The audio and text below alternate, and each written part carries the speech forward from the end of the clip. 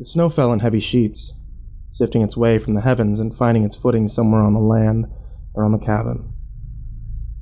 I wasn't sure what time it was, and I didn't care to find out. I knew it was later in the evening.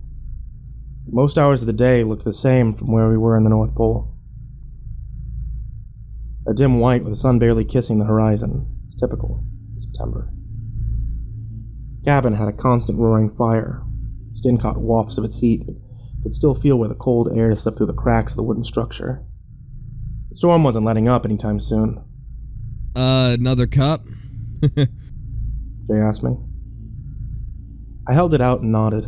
He poured the almost boiling coffee into my mug, and I topped it with a shot or two of ice-cold vodka, making the perfect drinking temperature. Lauren? He offered her the same, and just as I had, she agreed. The smell of coffee riddled the cabin, mixing with tobacco smoke, the faintest hint of chicken broth from hours earlier. I took a long drag from my cigarette and sipped my coffee vodka before exhaling. I always hated the instant coffee, but I got used to it surprisingly quick.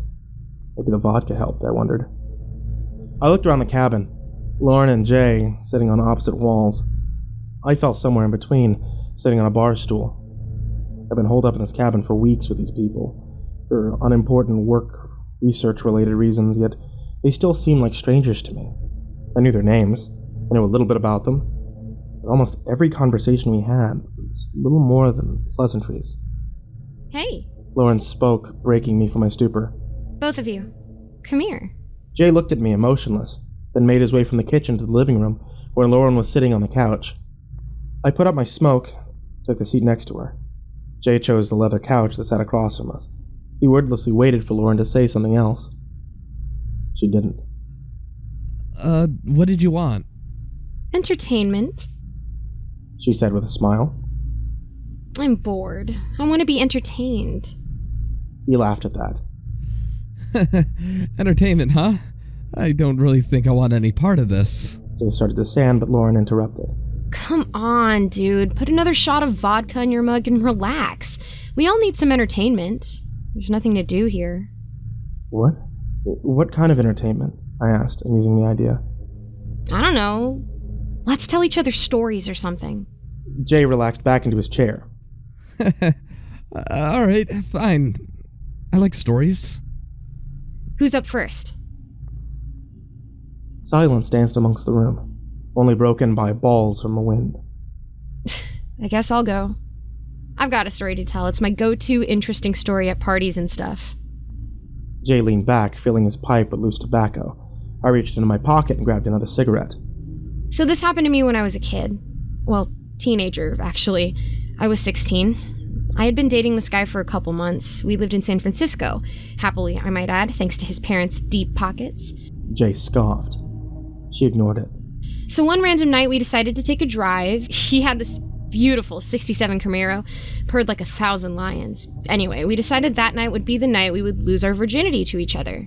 I leaned forward, now a little more interested. We found this old road that hadn't had streetlights added to it yet, so we park off the side of the road, blast the radio, and, you know, and then we finish up and stuff. No need to go into more detail. Oh no, I teased. Please do. Lauren rolled her eyes. Anyway, after we're done, I get out of the car to smoke a cigarette. While I was smoking, I noticed this guy walking down the street towards us. Some dark, brooding figure, as I recall, anyway. I remember thinking, this isn't some street people walk down at midnight for fun. My first instinct is, okay, this guy needs help. She took a sip of coffee. Jay and I made brief eye contact. So I call out to him. I say, hey man, you need some help? And that's when my boyfriend gets out of the car to look at the guy too.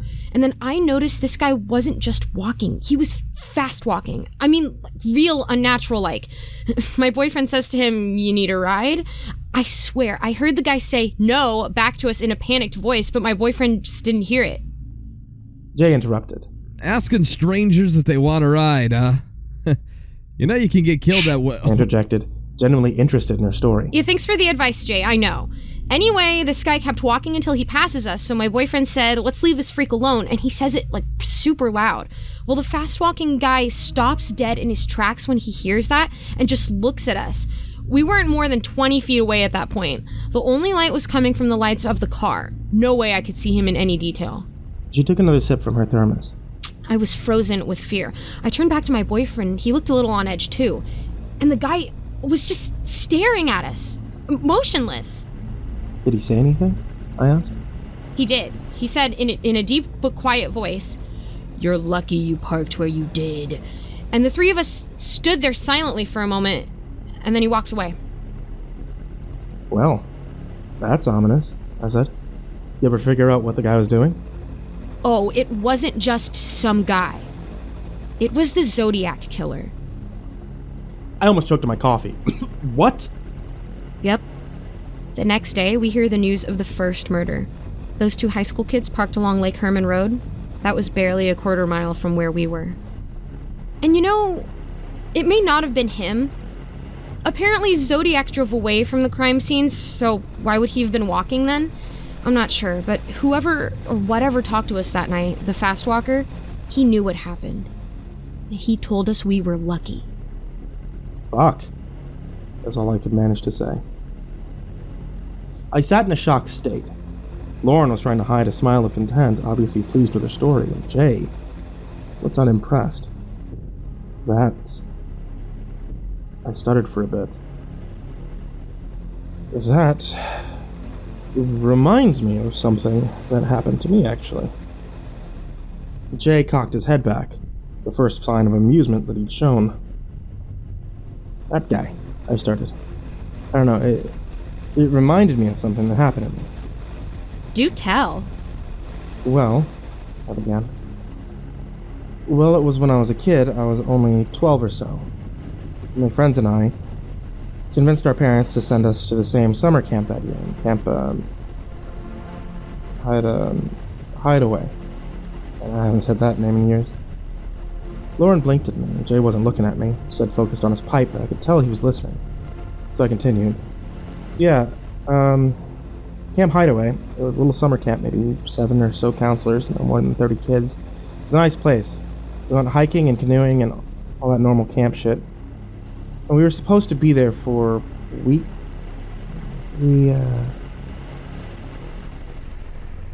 I trailed. Your time got cut short? Lauren asked, fiddling her fingers around the aluminum wall of her thermos. Sort of, I said. Only by a day, though. It was the 6th night. My 4 friends and our counselors were sitting around a campfire, maybe a quarter mile from our cabin. We were telling some stupid ghost stories or something. Looking back, I think our counselor just liked seeing us scared. And we were scared. The cabin walls creaked and moaned against the wind. Well, Shelley, a counselor, was telling us a story about the campers that were there the summer before. She told us that a bunch of campers went missing and they found their remains in the woods. She said their intestines were strung up in the tree and their heads were found roasting at a campfire. We were sitting around at that very moment. God, did that actually happen? Oh, no. We were kids, though, so of course we believed it, but it was total bull. She was just trying to get a rise out of us, but in the middle of her story, her words trailed off, and she stared off in the dark behind me, and we were all like, Shelley, what is it? She just kept staring. We heard these footprints approaching, real fast. I was admittedly a scaredy cat. I didn't dare turn around.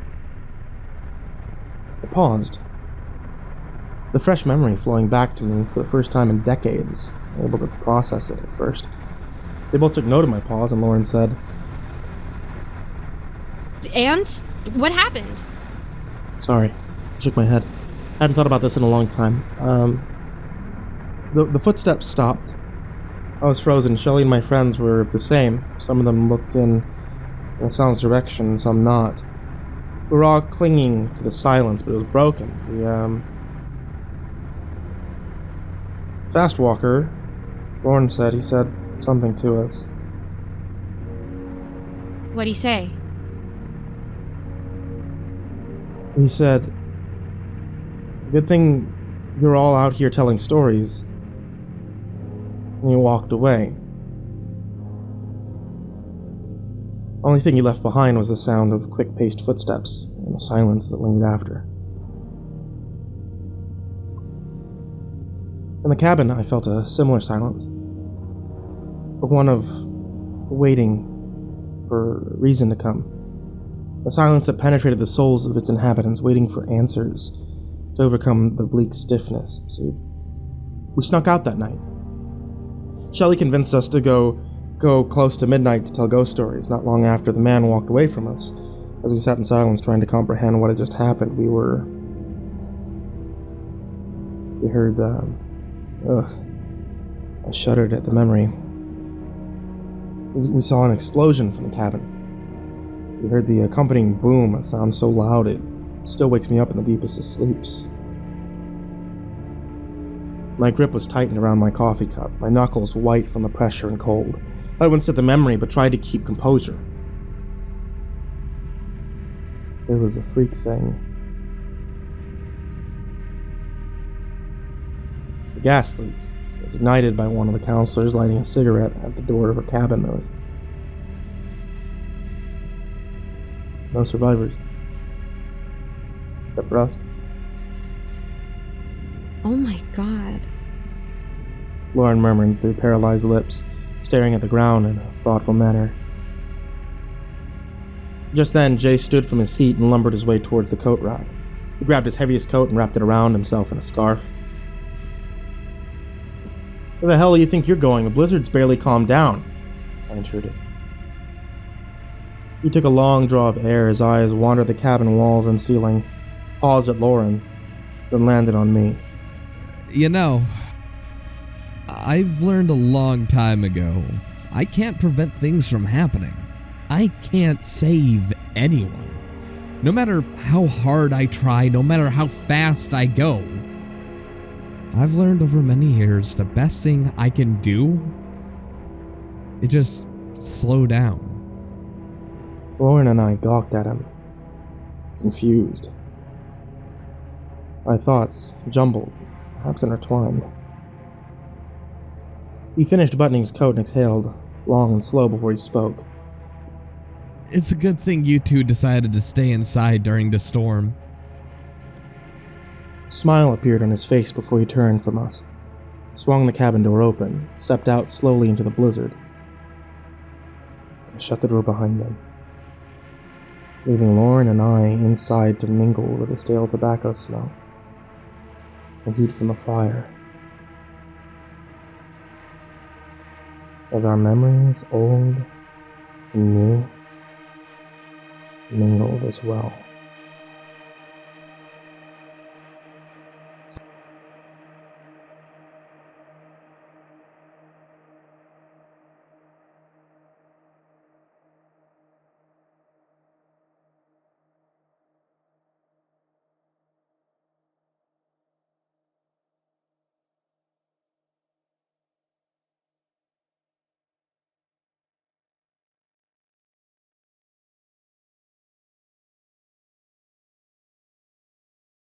Hey there kids, it's me, MrCreepyPasta, and before I get started on tonight's video, I just wanted to let you know one quick thing, and that's about my Pop Base. If you guys haven't seen Pop Base, it's a fun little social media game where you guys will soon be able to make your own bases and also go visit bases of some of your favorite creators. And by some of your favorite creators, I mean me.